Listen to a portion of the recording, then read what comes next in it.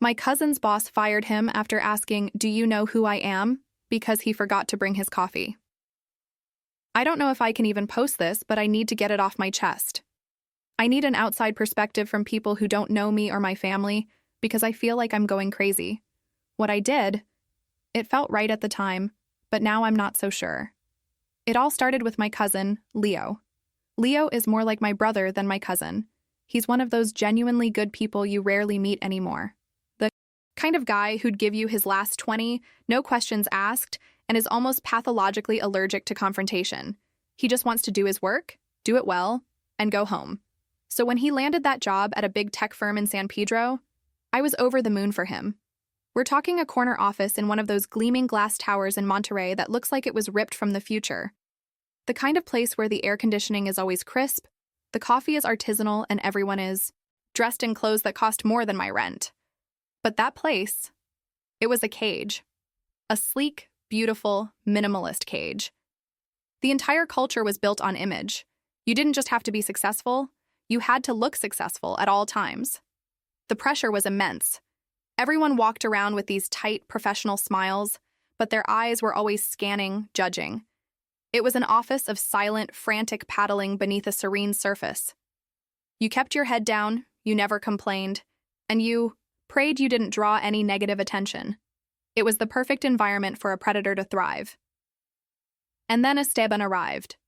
He wasn't the permanent manager, just some interim guy brought in from corporate while they found a real replacement. But from the second he walked onto that floor, the entire atmosphere shifted. It got colder. He wasn't just a boss. He was a walking, talking caricature of power. He had this way of looking at you, not at you, but through you, as if you were just a piece of furniture in his way. He relished his authority. You could see it in the way he'd call a meeting just to hear himself talk, in the condescending little smirk that played on his lips when someone stumbled over a word in a presentation. He seemed to genuinely enjoy making people feel small. This was the new normal Leo had to endure, and every time he'd call me after work, his voice was a little bit quieter, a little more drained. I could feel him shrinking, and a knot of pure, helpless rage started to twist in my stomach. Look, the thing that finally went down. It wasn't some random explosion over a cup of coffee. God, I wish it were that simple. It was more like a slow gas leak. For months, Esteban had been filling that office with poison, and we were all just getting dizzier and sicker, pretending not to notice for fear of being the one to collapse first. It was death by 1,000 paper cuts, and my cousin was getting the worst of it. It started with small things, tests of loyalty, he called them. "Hey, Leo, be a pal and run down to get my lunch. Extra avocado, not too much onion." It was never a question.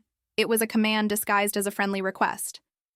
He'd just toss his credit card onto Leo's desk and turn back to his computer. Then it escalated. It became picking up his dry cleaning. Once he even had an employee wait at the office for a personal furniture delivery because his wife couldn't be home. These weren't favors. They were power plays. He was marking his territory, turning his team into personal assistants to see who would bend and who would break. Leo, being Leo, always bent.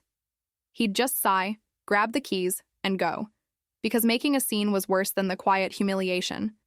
Then came the late nights. They weren't optional. Esteban would send out an email at 6:55 p.m., 5 minutes before close, with a subject line like urgent review. In the email, he'd talk about synergy and commitment, and how A players go the extra mile. It was corporate blackmail. You either stayed for free, often until 9 or 10 p.m., or you were marked as not being a team player. Your career was on the line over a spreadsheet he probably wouldn't even look at until the next morning. I remember one night Leo called me from his desk at almost 11 p.m. His voice was so empty. He said he was just staring at a slide deck, changing the font on a title for the 10th time, because Esteban had said it didn't pop. He was running on fumes, and for what? To make a font pop for a man who didn't even know his last name. But the worst part, the thing that really showed his true colors, was how he treated people in meetings.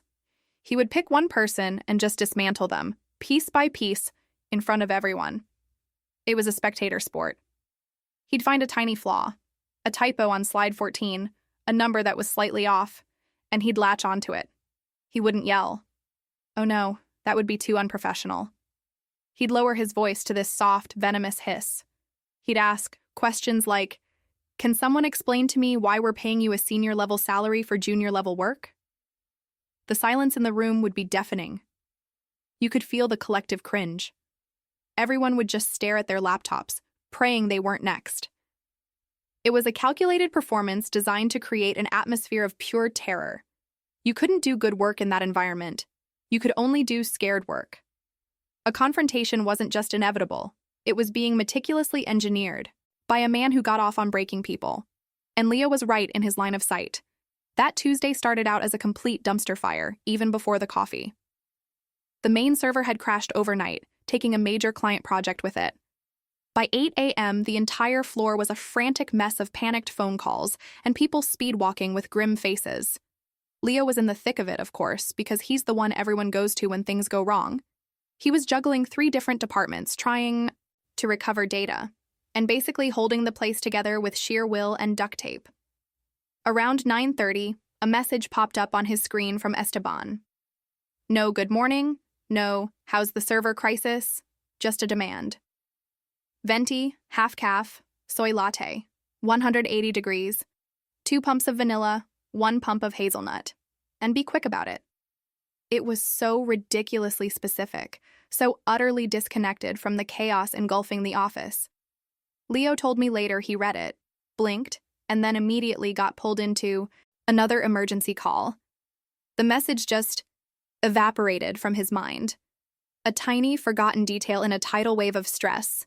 An honest human error.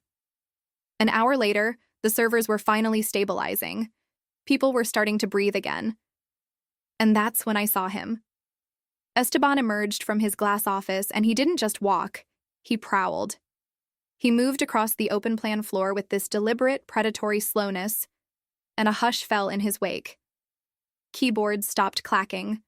Conversations died, mid-sentence. He was making a show of it. He stopped right at the edge of Leo's cubicle, not even entering his space, just looming over him. "Leo," he said. His voice was quiet, almost casual, which was so much worse than yelling. "Where is it?" Leo looked up, his eyes still strained from staring at code. "Sorry. Where's what, Esteban?" Esteban's lips curled into a smile that didn't touch his eyes. "My coffee, Leo. The very simple, very specific coffee order I sent you an hour ago. Did you forget?" I watched the blood drain from my cousin's face. It happened so fast. He looked like he'd been punched. "Oh God, Esteban, I am so sorry. With the server crash, it completely—" "I don't want to hear about the servers." Esteban cut him off, his voice dropping to that venomous hiss I knew so well. He leaned forward, resting his knuckles on Leo's desk, invading his space. "I want to hear about why a simple instruction is too complex for you to execute. Is it? Is following a direct order? From your manager beyond your capabilities?" The entire office was frozen. 50 people pretending to be absorbed in their work, but I could feel every single one of them listening. My own hands were clenched into fists under my desk, my nails digging into my palms. I wanted to scream. Leo was stammering, trying to apologize again. "No, of course not. It was just a mistake. I can go get it for you right now. It'll only take a minute." That's when Esteban stood up straight, puffing out his chest. He wasn't just talking to Leo anymore. He was performing for the entire floor. "A mistake? This isn't about a mistake. This is about respect. It's about attitude. It's about understanding the hierarchy."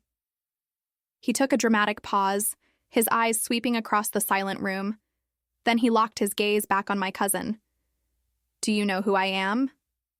The question hung in the air, thick and suffocating. Leo just stared at him, speechless. Esteban answered for him. "I am the man who determines whether you have a future in this company, and your insubordination has made that a very easy decision." He said the next words with a chilling finality, loud enough for everyone to hear clearly. "You're terminated, effective immediately, gross insubordination. Pack your desk." And then he just turned around and walked back to his office, leaving my cousin sitting there, utterly broken, in a fishbowl of silent, terrified coworkers. I just sat there, paralyzed.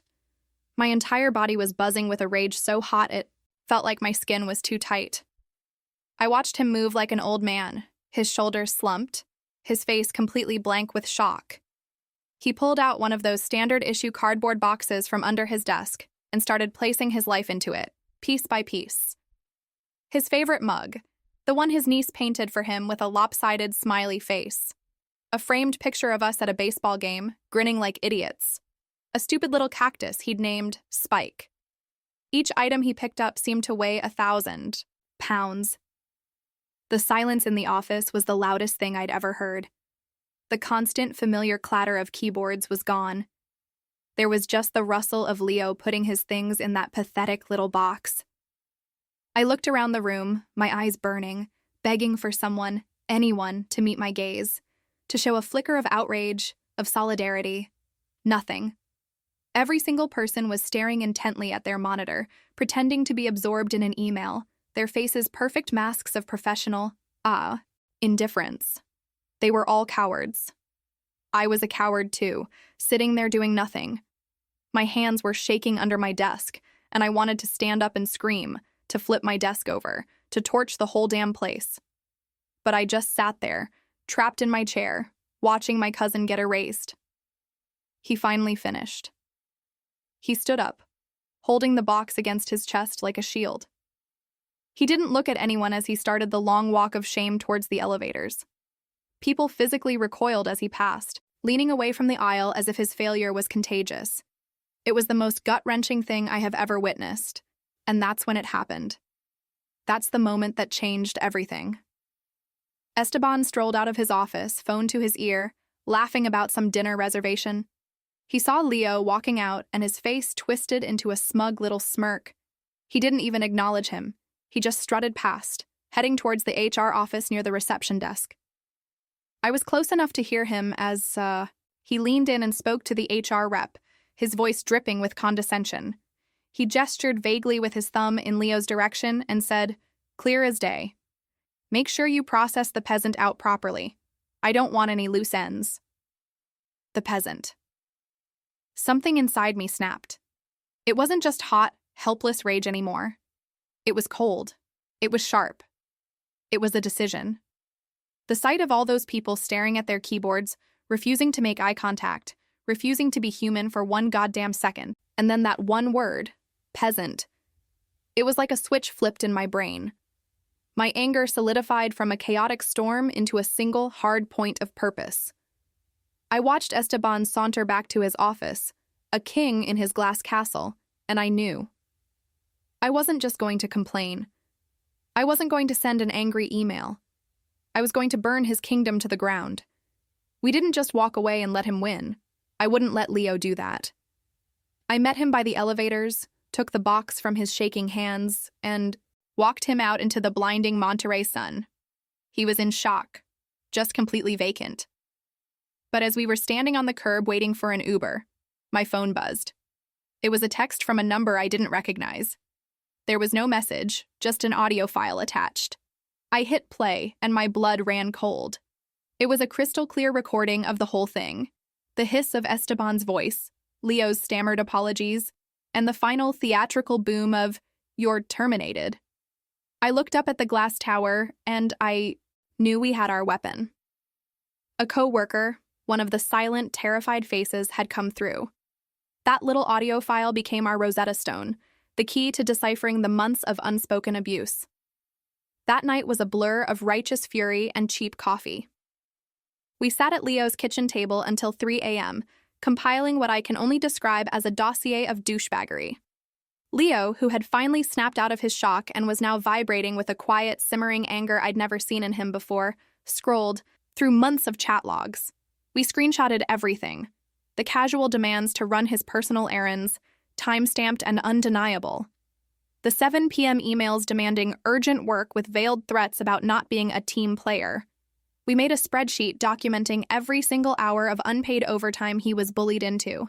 And at the center of it all was that damning audio file. Listening to it again, without the shock of the moment, was even worse. You could hear the smugness, the theatricality. He was enjoying it. This wasn't a manager firing an employee. It was a public execution. The next morning, we sent it all in a meticulously detailed email to HR.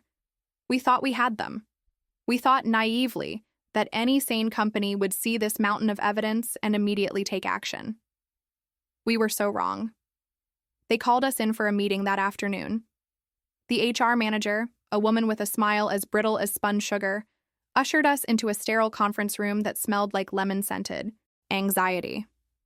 She folded her hands on the table and gave us this look of practiced, professional sympathy. She said she'd reviewed our concerns and listened to the unfortunate recording. Then she launched into a masterclass of corporate gaslighting. She called the months of systematic bullying a personality conflict. She referred to the public, humiliating firing as a breakdown in communication. She said Esteban was just a passionate manager operating in a high-stress environment. I felt my jaw clench so hard I thought my teeth would crack. They weren't listening. They weren't even pretending to. They were just managing a liability. And then came the final insult. She slid a folder across the table. "The company is prepared to be generous," she said, her voice dripping with fake benevolence. "We're offering Leo a severance package of 2 months' pay." I opened the folder. Inside was a check for a paltry amount and a 10-page non-disclosure agreement. They weren't offering him help. They were offering him hush money. They wanted him to sign away his right to ever speak about what happened, to take their chump change and disappear quietly, so the passionate manager could keep terrorizing other employees. This was the moment I realized the company wasn't just an impartial observer. They were complicit. They were actively protecting him. We hadn't just hit a roadblock. We had hit a wall, and it was made of money, power, and a complete lack of a soul. We walked out of that HR office, and I felt hollow. The rage was gone, replaced by this cold, sinking dread. They had won. They had a playbook for this, a corporate script for making people like us disappear, and they had just read it to us verbatim. Leo was quiet the whole car ride home. He just stared out the window at the city lights, and I knew what he was thinking. He was thinking about taking the money. He was thinking about signing that NDA and just trying to forget the whole humiliating affair. I could see him folding, and I couldn't blame him. They had all the power. But when we got back to his apartment, I couldn't let it go. That word, peasant, kept echoing in my head. I sat down at his laptop and pulled up the company's main corporate website. I started digging, clicking through layers of corporate jargon and stock photos of smiling, diverse employees. And then I found it. A tiny link at the bottom of the page, Ethics and Compliance Hotline. It was an anonymous reporting tool that, in theory, bypassed the local chain of command and went straight to the head office. It was a Hail Mary. It was a bomb. Leo was hesitant. What if this makes it worse? What if they trace it back to us? They'll blacklist me. I'll never work in this city again. "They're already trying to bury you," I told him, my voice harder than I intended. "What do we have to lose?" So we did it. We stayed up all night again, but this time it wasn't with righteous anger. It was with a kind of desperate, reckless abandon. I typed out the entire story, from the dry cleaning runs to the public execution over a latte. I attached the audio file, the screenshots, the overtime spreadsheet. I detailed the HR meeting, the gaslighting, the hush money offer. I hit every single point with the precision of a surgeon. And then I hovered my mouse over the Submit Anonymously button for what felt like an eternity. I looked over at Leo. He just gave me a tiny, exhausted nod. I clicked it. There was no confirmation, no fanfare. The page just refreshed. It was done. And then, nothing. The next few days were the worst kind of torture. Absolute silence. Every time my phone buzzed, my heart would try to hammer its way out of my chest. Leo was trying to be productive, updating his resume, scrolling through job sites. But we both knew. His entire future was in limbo because of a decision I had pushed him into. The doubt started as a little whisper in the back of my mind, and then it grew into a deafening roar. I would lie. Awake at night, my stomach twisted into a painful knot, just staring at the ceiling and thinking, what have I done? Did I go too far?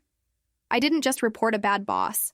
I declared all-out war on his career and his company, and I dragged my cousin onto the battlefield with me. I look at Leo, trying to be brave for him, but I can see the fear in his eyes. He's terrified.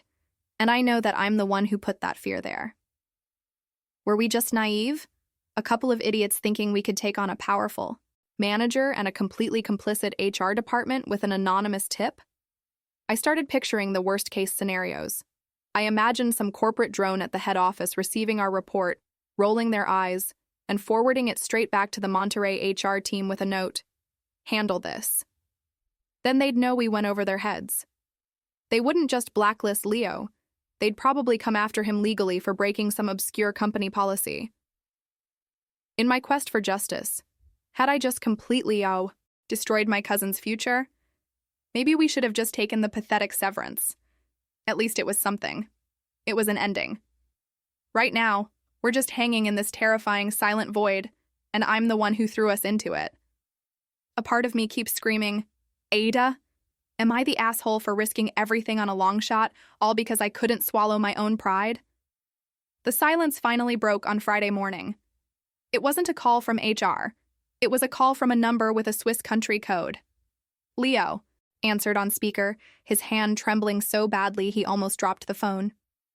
The voice on the other end was a woman's, crisp and professional, with an accent I couldn't place. She introduced herself as the executive assistant to Mr. Rojas, the actual owner of the entire global company, the founder, a man who was practically a ghost, a name on a plaque in the lobby that no one had ever actually seen. Apparently, our anonymous tip hadn't gone to some faceless ethics department. By some unbelievable, 1-in-a-million stroke of luck, the owner was in Monterey for a quiet, unannounced site visit, and the hotline report was flagged to go directly to him. He had read every word. He had listened to the audio, and he had immediately and quietly ordered a full top-to-bottom audit of the entire Monterey office. We were asked to come in for a final meeting. I went with him, my heart pounding a frantic rhythm against my ribs. They put us in a small waiting area just outside the main boardroom, a massive fishbowl with floor-to-ceiling glass walls. Inside, I could see Esteban, the smarmy HR manager, and 2 other executives I didn't recognize. And at the head of the massive oak table sat a small, older man in a simple gray suit who I knew had to be Rojas. He wasn't imposing, but he had a stillness about him that was terrifying. He just listened, his face a complete blank. I watched through the glass as Esteban talked, using his hands, smiling, oozing that disgusting, corporate charm. He was clearly giving his side of the story, painting Leo as a disgruntled, incompetent employee. Then I saw the owner just slightly nod to his assistant. A moment later, a sound bled through the thick glass. It was muffled at first, but I knew it instantly. It was the recording. I saw Esteban's confident posture falter. His hands stopped moving. The HR manager's face went pale, and then I heard it, clear as a bell, his own voice echoing in that silent, expensive room. "Do you know who I am?" I will never, for as long as I live, forget the look on the owner's face. He didn't get angry. He didn't raise his voice. He just looked at Esteban with the cold, detached curiosity of a scientist studying an insect. He let the rest of the audio play out, the termination, the humiliation, all of it. When it was over, there was a heavy silence. Rojas said something I couldn't hear, and one of the other executives slid a folder across the table to Esteban. His face just crumbled. The audit hadn't just confirmed our story, it had uncovered his too. Turns out our passionate manager was expensing everything from his wife's shopping sprees to his golf club membership. He was a thief on top of being a tyrant. 10 minutes later, a security guard came and stood by the boardroom door. The meeting was over. Esteban walked out, his face the color of ash, and didn't even look in our direction. He was escorted to his desk, and I watched him pack his things into the very same type of cheap brown cardboard box he'd made Leo use. The poetry of it was so perfect it almost made me sick. Leo's termination was ruled unlawful. They paid him for the days he missed, plus a significant settlement. They gave him a pristine letter of reference signed by the owner himself, and then they offered him his job back. He looked them right in the eye and said, "No thank you," and resigned on his own terms. He walked out of that building with his head held high, a free man. So we won. We absolutely, unequivocally won. My cousin is free from a monster, and he has the money and the reference to start over somewhere better. But now that the adrenaline is gone, I'm left with this hollow feeling. A part of me keeps replaying that week of agonizing silence, the sheer terror on Leo's face. We got lucky. The owner could have been on vacation. The tip could have been ignored. I pushed us to go nuclear, to risk everything on a move that could have backfired so spectacularly it would have ruined his entire career. So, Reddit? Aida? Am I the asshole for orchestrating a total takedown and gambling with my cousin's future, even though it all worked out in the end?